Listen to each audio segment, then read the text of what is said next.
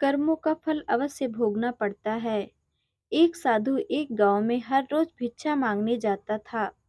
जिस घर में भी जाता, कोई आटा, दाल या चावल कुछ भी दे देता और वह अपना इस तरह पेट भर लेता था।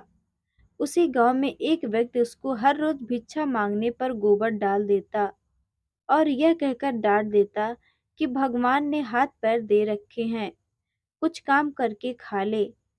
वह साधु चुपचाप गोबर लेकर आ जाता और एक तरफ ढेर लगा देता।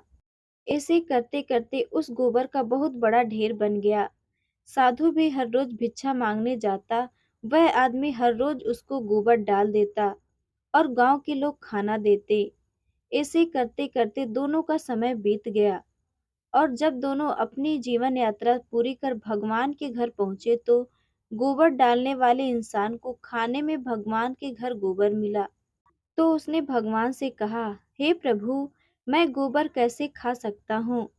भगवान ने कहा कि जब साधु तेरे घर भिक्षा मांगने जाता था, जिसका कोई और भिक्षा मांगने के सिवाय कोई चारा नहीं था, तो आप उसको भिक्षा में गोबर देते थे।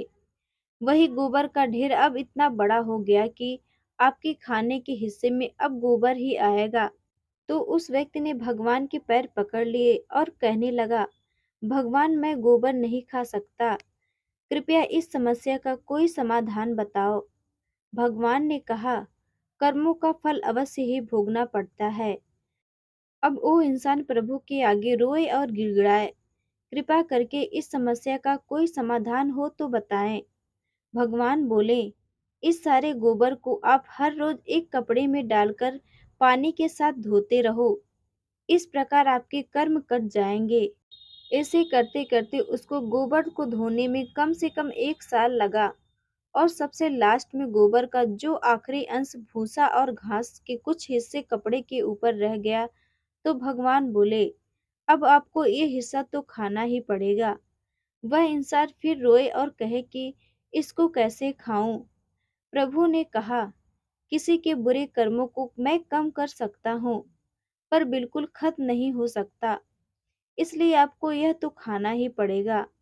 भगवान ने उसे समझाया कि आप गोबर खाने से बच गए, अगर आप उसको ना धोते तो वह सारा गोबर आपको खाना पड़ता।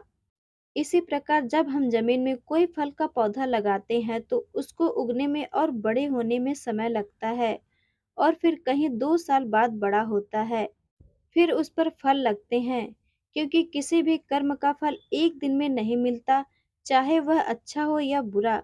यह आपके ऊपर निर्भर करता है कि आप कर्म कौन सा कर रहे हो। फल मिलने में समय जरूर लगेगा, पर मिलेगा जरूर। यही समय और परमात्मा का नियम है कि हमारे द्वारा किए गए हर कर्म का सुख और दुख हमारे कर्मों के ऊपर ही निर्भर करता है।